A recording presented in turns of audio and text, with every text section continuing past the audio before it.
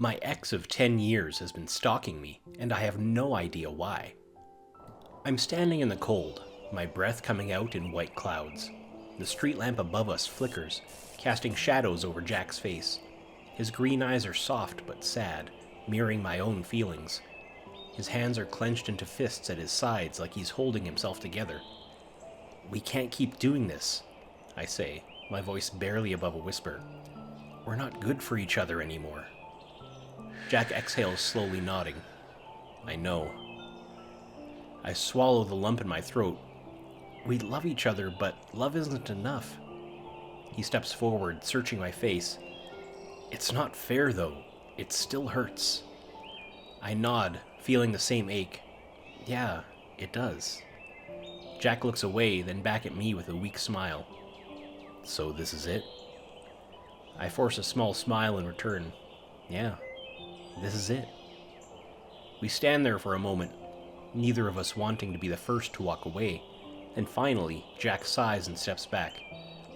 "Take care, Noah." "You too." And then I wake up. My heart is pounding as I sit up in bed, my shirt damp with sweat. I blink against the darkness, trying to shake off the dream. 2 years. It's been 2 years, so why does it still feel like this? I run a hand through my hair and sigh. It was the right decision. We were breaking each other. It had to end. Then why does it still hurt? Shoving off the blanket, I get up and head to the kitchen. Water. That's what I need. Something to wash away the ache in my chest. I reach for a glass, but a weird feeling creeps up my spine. Like I'm being watched. My skin prickles. I turn my head and my stomach drops. A shadow. Outside my window. Someone is staring at me. I freeze, gripping the edge of the counter. My pulse hammers in my ears. The figure is still, unmoving, just beyond the glass. I blink, and it's gone. What the hell? I rush to the window, peering out into the darkness, but there's nothing there. No footprints. No sign that anyone was ever there. My hands tremble as I lock the window and step back. Maybe I imagined it. Maybe I'm just exhausted, my mind playing tricks on me. But deep down, I know what I saw. And I have a sinking feeling that this isn't the last time I'll see it. The next day. It starts with a phone call. I'm half asleep when my phone buzzes on the nightstand. Groggy, I glance at the screen. No caller ID. I hesitate and then answer. "Hello?" Silence. I pull the phone away, frowning. "Hello?" I say again, louder this time. Still nothing, but right as I'm about to hang up, I hear it. Breathing. Just breathing. Slow, deliberate, like someone is waiting for me to say something else. A chill runs down my spine. I hang up. My heart is racing now, but I shake it off. Probably just some random spam call. But then I check my call log in the morning. The number isn't there. Like it never even happened. A few days later. The coffee shop is my safe place. Or at least, it used to be.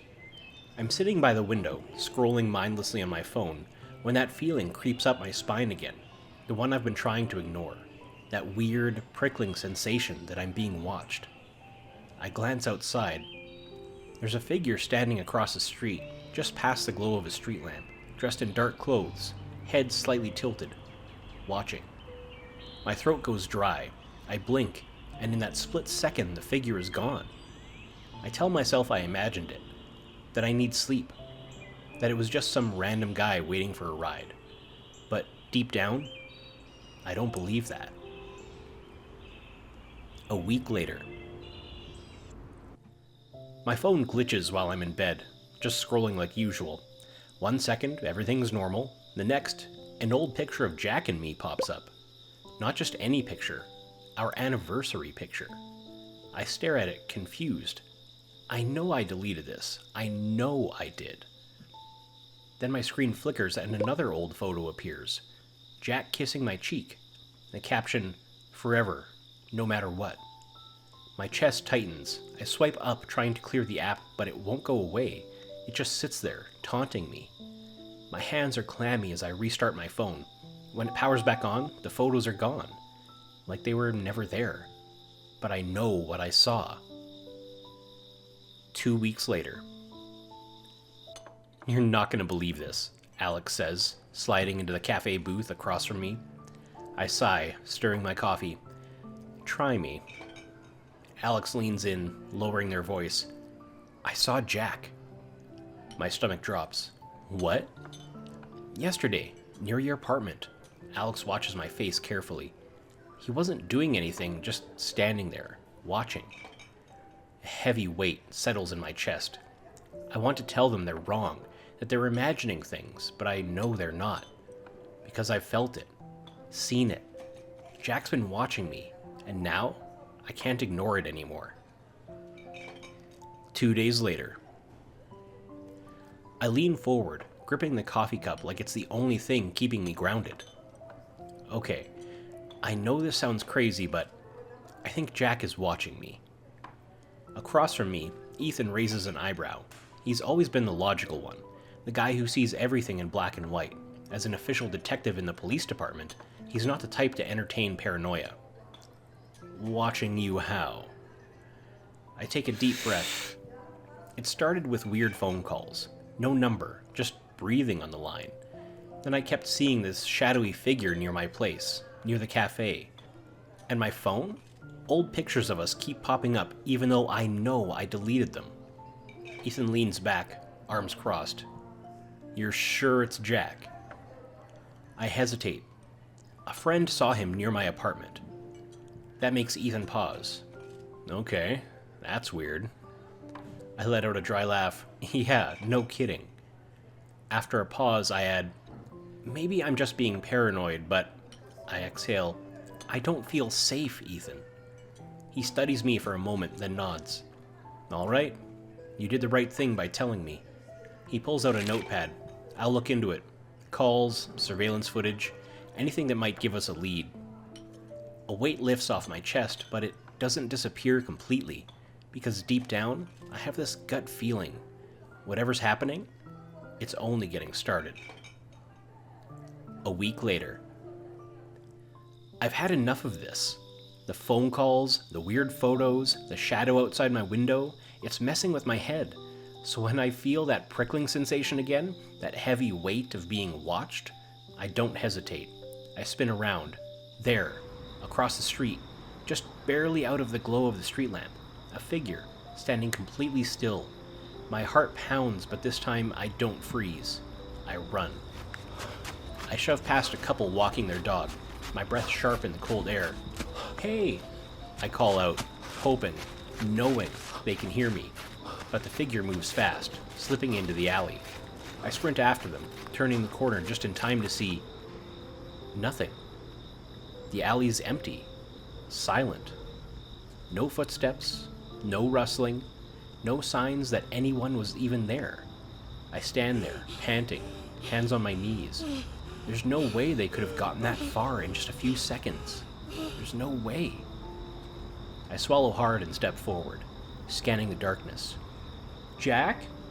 My voice echoes slightly, and I hate how uncertain I sound. Nothing. I exhale, backing away. This isn't normal. No one moves like that. No one disappears like that. I turn around and head home, my pulse still racing. Whoever this is, they're playing games with me. And I'm starting to wonder if I'm the only one following them, or if they're just waiting for the right moment to stop running.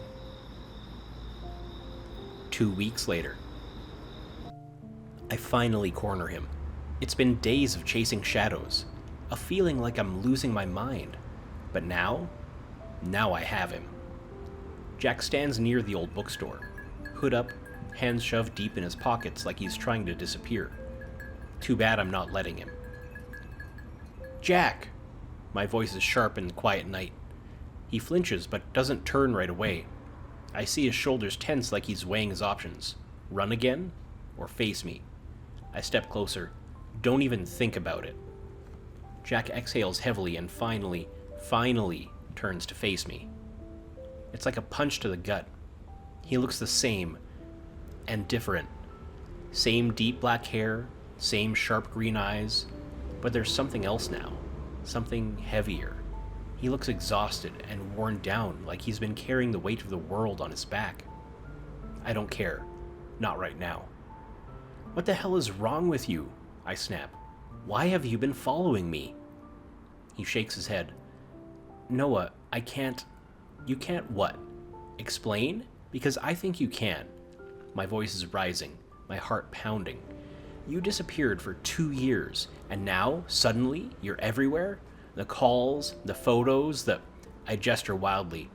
I wake up in the middle of the night and I see a shadow at my damn window. Do you have any idea how that feels? Jack's jaw tightens. I wasn't trying to scare you. Then what are you doing? Silence. He shifts, glancing around like he's checking for an escape route. I step in front of him. No, I say firmly. You don't get to do this. You don't get to run again. My voice cracks slightly, but I push through it. I need answers, Jack. You owe me that. His eyes flick up to mine. For a second, I think I see something crack in him. But he clenches his fists, shoving it back down. Noah, please. Just let it go. Let it go. I let out a hollow laugh. Let what go? My own safety? My own sanity? Because whatever this is, it's messing with me. And I know you, Jack. I know when you're lying, so stop it. Tell me the truth. He takes a sharp breath through his nose, like he's fighting himself. Jack, I say again, softer this time. Please. His shoulders drop, and when he looks at me, I see it. Fear, guilt, regret. And finally he speaks. I was broke, he says, voice barely above a whisper. 2 years ago, right before we broke up. I never told you how bad it was. I freeze. Jack swallows hard, staring at the ground. I was drowning in debt. Rent, loans, bills. I was behind on everything. I thought I could fix it, but every month I just sank deeper. And I couldn't tell you. He lets out a shaky breath. Then I met someone. A guy who said he could help. Quick money, no questions asked. A sick feeling curls in my stomach. Jack. He shakes his head. At first, it was small things. Stupid things. Running packages, moving cash, nothing that seemed dangerous. But then, the job started changing. His voice is tight. More than just deliveries, more than just money. I saw things, Noah. Did things. And I wouldn't. His hands are shaking now. I wanted out, but Victor? He doesn't let people leave. Victor. The way Jack said his name sent ice through my veins. Jack looks up at me, his eyes haunted. That's why I let you go, Noah. That's why I walked away. I thought, if I cut you out of my life, you'd be safe, that Victor would never know about you. His voice wavers. But he does now, and he thinks you're leverage. The world tilts for a second. He's coming for you, Noah. Jack's voice is barely above a whisper. And I don't know if I can stop him. Later that night. I tell myself I'm done. I don't need to hear any more. Jack's words keep looping in my head. All this time, I thought I was just stalked by my ex, which I was, but to think such dangerous people were also keeping an eye on me, and I never even realized. Victor, the gang, the danger, but I refuse to get involved. This is his problem, not mine. I go home, lock my door, and try to pretend everything is normal. Then I get the text. Unknown number. Stay out of this. I stare at my screen, heart hammering. It could be spam, a prank, but something about it feels off. Then another message. Unknown number. We know where you live. My stomach drops. Before I can even process it, a photo pops up. It's my apartment building, taken from across the street. I rush to the window, hands shaking. The street is mostly empty. No one looks suspicious, but someone was here, watching. I slammed the curtains shut and stepped back, breathing hard. What the hell have I gotten myself into? A week later. I barely slept that night. Every creak, every shadow outside my window keeps me on edge. By morning, I convinced myself I overreacted. Maybe it was just a scare tactic. Maybe... Then I walk into my apartment, and everything is wrong. My couch cushions are slashed open, my cabinets are thrown open, dishes shattered on the floor, my bookshelves are knocked over, papers scattered everywhere. My front door was locked. Someone broke in. Someone wanted me to know they could get to me anytime they wanted. I step further inside, my heart pounding. That's when I see it. Spray painted across my wall in huge, jagged letters. Stay away. I stumble back, breathing hard. I need to call Ethan. I need to call Jack. A week later. I tell myself I'm going to work, going to pretend everything is normal. What else can I do?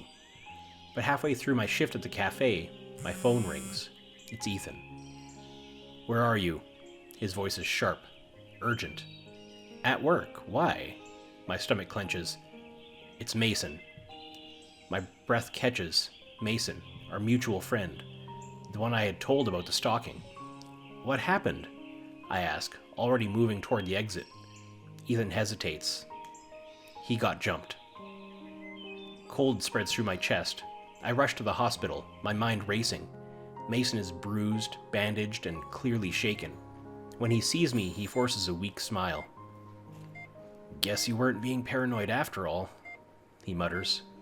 I sit beside him. Who did this? His expression hardens. They didn't say much, just one thing. I brace myself. What? He looks me dead in the eye. They said you should have listened. An hour later. I don't go home. I don't go to work. I go straight to Jack's place. He opened the door, surprised to see me. Then his eyes flick to my face and his expression darkens. Something happened. I push past him inside. I'm in. Jack shuts the door. What? I turn to face him. You said Victor wants to use me as leverage, that he won't stop. My hands clench into fists. Well, I'm not just going to sit around and wait for it to happen. So if you have a plan to stop him, I want in. Jack exhales slowly, watching me. Then finally, he nods. All right, he says. Then let's end this. 3 days later. Jack and I crouch behind a stack of crates, the damp air thick with the scent of gasoline and rust. The warehouse is mostly dark, except for the faint glow of a few overhead lights. This is where they move the cash, Jack whispers. If we can get photos of the transactions, we'll have proof. I nod, gripping my phone tightly. My hands are sweaty, my heart is pounding.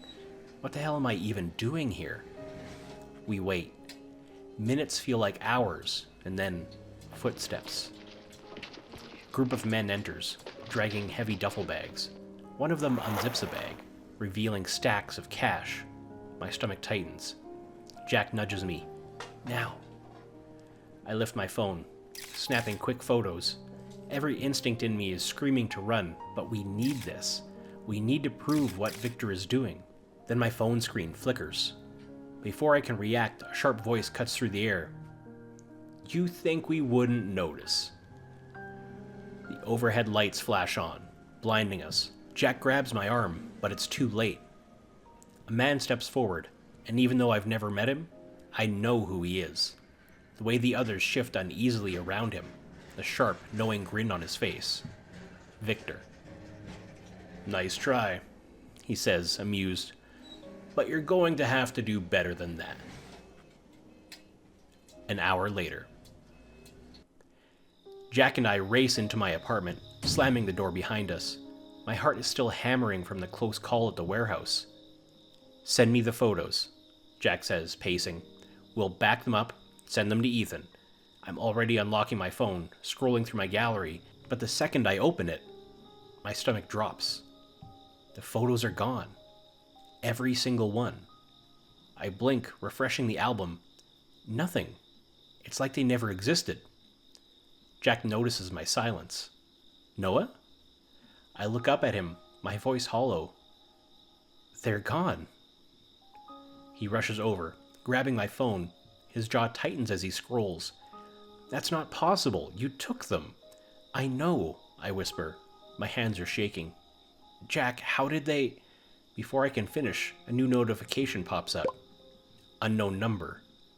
Stay out of this. I feel sick. Jack stares at the screen, then lets out a sharp breath, his grip tightening on my phone. He's always ahead of us, I whisper. Jack looks up, his green eyes flashing with something cold, determined. Not for long, he mutters. 2 days later. Jack and I sit on the floor of my apartment, papers spread out between us, receipts, phone records, and anything we managed to salvage after Victor wiped the warehouse photos. It's a mess, but it's all we have. Jack leans forward, tapping a receipt. This place. It's a club Victor owns. If we can figure out who's moving the money, we can... Jack! He stops, looks at me. I hold up my phone. You're bleeding. He blinks, then glances down at his hand. There's a cut along his knuckles. Fresh but shallow. Huh. He frowns, like he's just noticing it. Must have happened when we climbed that fence earlier. I shake my head, exasperated. And you didn't think to say anything? He shrugs. It didn't hurt? I sigh and get up, heading to the bathroom.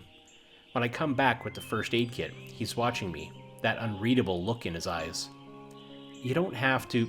Shut up, I mutter, kneeling beside him. He doesn't move as I take his hand, carefully dabbing at the cut. His skin is warm and familiar. Too familiar. Silence stretches between us. Not awkward, just heavy. I focus on wrapping the bandage, but I can feel him watching me. When I glance up, his expression is softer than I expected. You still do that, he murmurs. Do what? He tilts his head slightly. Take care of people, even when you're mad at them. I scoff. I'm not mad. He gives me a look. Okay, fine. I sigh. I was mad. I tape the bandage in place. Still doesn't mean I want you bleeding all over my floor. Jack huffs a quiet laugh, and for a moment, it almost feels like before. Like things were simple. Like I didn't wake up every day knowing someone wanted me dead. But that's not real. Not anymore. I pull my hand back, clearing my throat. All right, back to work. Jack watches me for a second longer, then he nods. Yeah, back to work. 3 days later. The alley smells like damp concrete and cigarette smoke. Jack and I press ourselves against the wall, out of sight, as two of Victor's guys walk past. That was too close, I whisper. Jack exhales, eyes scanning the street. We need to move. Now. We slip through the alley, taking a back route toward his car. My heart is still pounding from nearly getting caught snooping near Victor's club. Jack pulls out his keys, but I stop him with a hand on his arm. Wait. He looks at me, tense. What? I glance over my shoulder. We just got chased through half the city. Maybe take a second before turning on the car, in case someone's waiting? He hesitates, and then nods. We wait in silence, both of us listening for anything out of place. My pulse is still racing, adrenaline buzzing under my skin. Jack suddenly exhales a quiet laugh. I turn to him, confused. What? He shakes his head. Just you. I raise an eyebrow. Me? Jack smirks. You used to be so impatient. Now you're the cautious one. Yeah, well, people breaking into my apartment changed that real fast. His smirk fades slightly. I never wanted you involved in this. I know, I say, and I do. But that doesn't change the fact that I am. Jack watches me, and for the first time in a long time, I see something flicker across his face. Something old. Something familiar. I swallow hard and look away. Let's just get out of here. Jack doesn't argue, but as he starts the car, I feel his gaze linger on me for just a second longer than it should. A week later. Pain throbs in my skull as I come to. My wrists burn, tied. My vision swims before snapping into focus. I'm in a warehouse. Not good. Footsteps echo, then a voice I know, but have never wanted to hear close up. You really should have stayed out of this. Victor. I force myself to sit up. He stands in front of me, hands in his pockets. Too calm. Jack's gonna kill you, I rasp. Victor smirks. That's the plan. My stomach turns. You see, he continues, crouching to eye level. I don't need you dead. I just need Jack desperate enough to come running back to me. His smirk widens. And you? You're the perfect bait. A phone is pressed into my hand. Jack's name is on the screen. Call him, Victor orders. Tell him if he wants you alive, he knows what to do. I swallow hard. I could scream for help, but no one was coming. I could refuse, but I know what happens to people who say no to Victor. My thumb hovers over the call button. Then, an idea. My phone is still connected to our shared drive. If I can just... I take a shaky breath and press call. A few minutes later. I don't remember much after Victor grabbed me, just flashes. His guys tying me to a chair, him pacing, and the click of a gun too close. Then, chaos.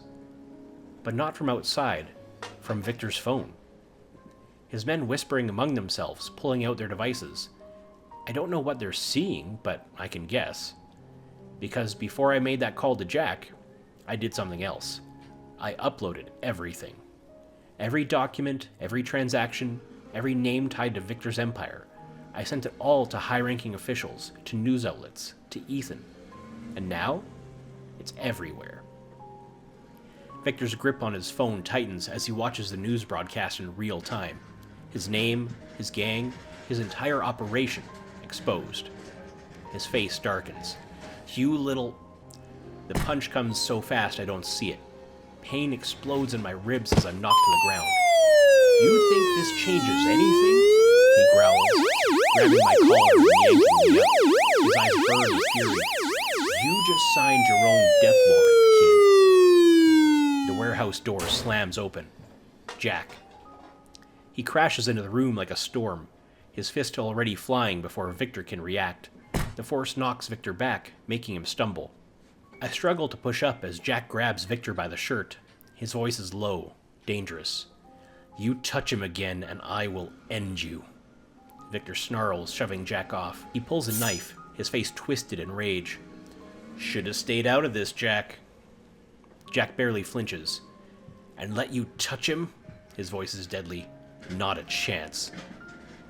They clash, brutal, fast, unrelenting. Victor is good, but Jack is better. He dodges the first swing and counters with a punch so hard it sends Victor reeling. Sirens. The warehouse floods with red and blue lights. Victor turns, but it's too late. Ethan is the first through the door, gun raised. Hands where I can see them! Jack steps back, breathing hard. Victor barely has time to move before officers swarm him, pinning him down. Ethan meets my eyes. Relief flickers across his face before he cuffs Victor himself. You're done, he mutters. Victor only laughs, bloody and beaten. You think this changes anything? Ethan tightens the cuffs. Yeah, I do. As Victor is dragged away, I finally let out a breath. Jack is beside me in an instant, gripping my face. Are you okay? I nod, too exhausted to speak. His hand drops to my arm, fingers tightening for just a second before he exhales, closing his eyes. It's over, he murmurs. And for the first time, I believe him. 2 days later. It's over. The words should feel real by now, but they don't. Not until I step out onto my balcony that night, feeling the absence of fear for the first time in months. No more shadows lurking outside my apartment. No more unknown numbers calling in the middle of the night. No more Victor. Just silence. A breeze moves through the city, cool against my skin. I hear the sliding door behind me and don't need to turn around to know it's Jack. He leans on the railing beside me, not speaking at first, just being here. "You okay?" he finally asks. I huff a laugh. "I think so." Jack watches me, his expression unreadable. The bruises on his knuckles are still there, faded, but reminders of everything. I don't know why, but I reach out. My fingers brush over the cuts on his hand, tracing them lightly. Jack doesn't move away. "You didn't have to come for me," I murmur. "You could have just... Don't." His voice is quiet but firm. "You know that wasn't an option." I do. I always did. For a long time, we just stood there, the weight of everything settling between us. But it's not heavy anymore, not suffocating, just there. When Jack finally speaks again, his voice is softer. "You ever think about what would have happened if none of this got in the way?" I swallow hard. "Yeah." His gaze lingers on me. "Me too." I don't know what that means for us. Not yet. But for the first time, there's no running. No pretending we don't care. And maybe that's enough. For now. The next morning. I find Jack in the kitchen the next morning, coffee in one hand and phone in the other. The early light catches in his hair, making it look almost golden, and for a moment, I just watch him. He looks comfortable here, like he belongs. Like maybe he never really left. Something in my chest aches. The kind of ache that comes with remembering just how much you've missed someone, even when you tried to convince yourself you didn't. "Did you sleep okay?" I ask, grabbing a mug. Jack shrugs, but there's something softer about it this time. "Better than I have in a long time." I hesitate, fingers tightening around the ceramic. "So, what now?" Jack watches me, unreadable for a second. Then he exhales, setting his coffee down. "That depends," he says, voice quieter now. "Are you still trying to get rid of me?" I scoff, rolling my eyes, but there's no real bite in it. "Have I ever successfully gotten rid of you?" Jack smirks, but it doesn't quite reach his eyes. "Nope." I shake my head, but the truth is, I don't want to get rid of him. Not anymore. Maybe not ever. Jack steps closer, the teasing slipping away.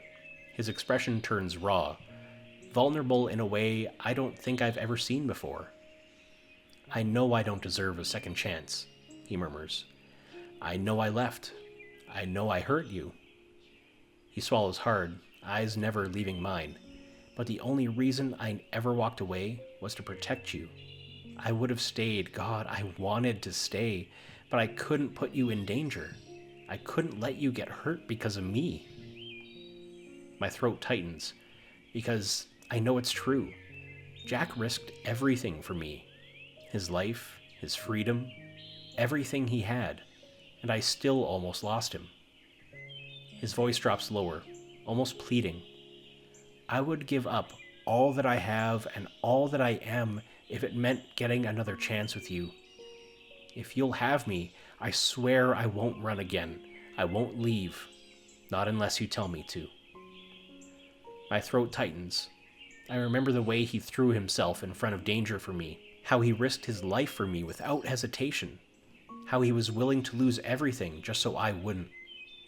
Jack, the man who threw himself into hell for me, who took every hit, every risk just to keep me safe, stands in front of me now, asking for something he doesn't think he deserves. But he does. He always has. I set my coffee down and step closer, close enough that I can feel his warmth, his presence. "Jack," I whisper, my voice thick with emotion, "I never wanted you to go. I wanted you to stay. Even when it hurt, even when I didn't understand, I never stopped wanting you." His breath catches, and for the first time I see it. the flicker of hope in his eyes, the fragile, trembling hope that maybe, just maybe, I'll say yes. I reach for his hand, lacing my fingers through his. We don't have to figure everything out right now. We don't have to force anything, but if you still... My voice wavers, but I press on. If you still want this, then I do too. Jack exhales sharply, almost like he's been holding his breath this whole time. He squeezes my hand, grounding himself, grounding me. Yeah? Yeah. His breath shudders slightly, relief and something else flickering across his face. Then, before I can think, he's closing the distance. His arms wrap around me, pulling me in like he never wants to let go. And I sink into him, breathing him in, memorizing the way he feels against me again. And when he finally pulls back, just enough to meet my eyes, there's no hesitation this time, no fear, just him and me, and everything we never stopped wanting. Jack leans in, his lips brushing against mine, gentle at first, almost hesitant, but then I kiss him back, and just like that, we're us again. No lies, no running, just us. Conclusion. A year later, Jack proposed. No grand gestures, no over-the-top speeches, just him, a ring, and a quiet, "Stay with me forever." It made my heart feel like it would burst.